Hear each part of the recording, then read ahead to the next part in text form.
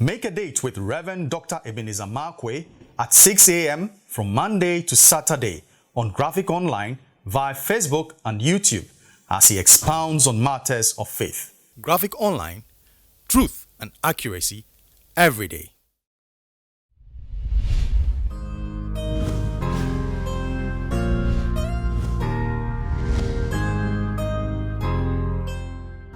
Hello, this is Rev Dr Ebenezer Markwei of Living Streams International, bringing you matters of faith with Graphic Online. This morning, I'd like to capture my thoughts with the words, wasteful pleasures. Wasteful pleasures. You know, I was reading the story of Luke chapter 15, especially the prodigal son, and I stumbled upon some things that I thought were very, very interesting, but so true and so profound. Now, the Bible said, you see, this young man goes to his father and tells him, you need to give me my inheritance even before you die. I don't want to see you die before you give it to me. There are things I can do better. I've seen the far, the pleasant far. I've seen the beautiful far, and the far always looks beautiful until you get close, you know. And I see possibilities. I see my world opening up. I see opportunities for me. You know, there's a vast plethora of possibilities out there waiting for me. This was his intention. This was what he said. And the father gave it to him.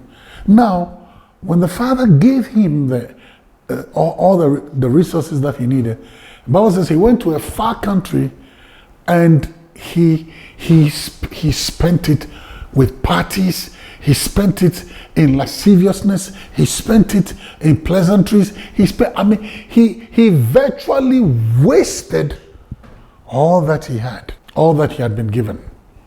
You know, that's one thing that is always very prominent in my mind, in my mindset.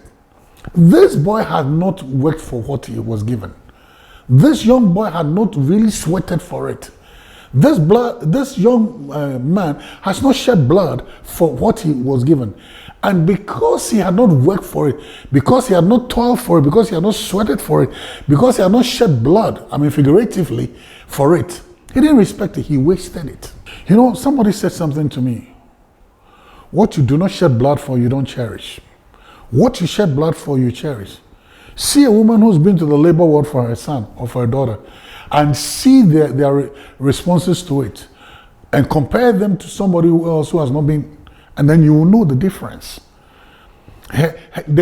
Because you have toiled for it, because you have sweated for it, you respect it, you cherish it, you will not waste it, because you know what it took for you to get those things. But if you've not walked through the pathway of sweat, what you don't sweat for, you don't respect. And I see it very often. Monies that come awoof, like people say in our local language. This one is called awoof money, and the full day money, you know. Monies that come awoof, you don't respect. You burn it like that. Why? Because you didn't sweat for it. Why? Because you didn't toil for it. Why? Because you didn't shed blood for it. That means pain didn't go into it in order to create it. You didn't burn the midnight oil. You didn't burn the midnight candle. You never did. And so it just came. And I've seen people leave vast inheritances for children, vast amount of wealth, and they burn it because they never toil for it. For them, they use it on frivolous pursuits. They use it on frivolous things.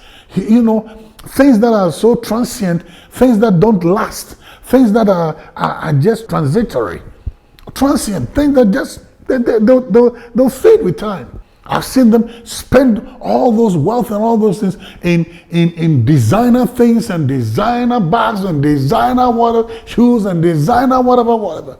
And a couple of years later, something happens, a scratch, a tear, this thing, and those things are gone wasted. Meanwhile, somebody toiled through the night. Somebody toiled with pain.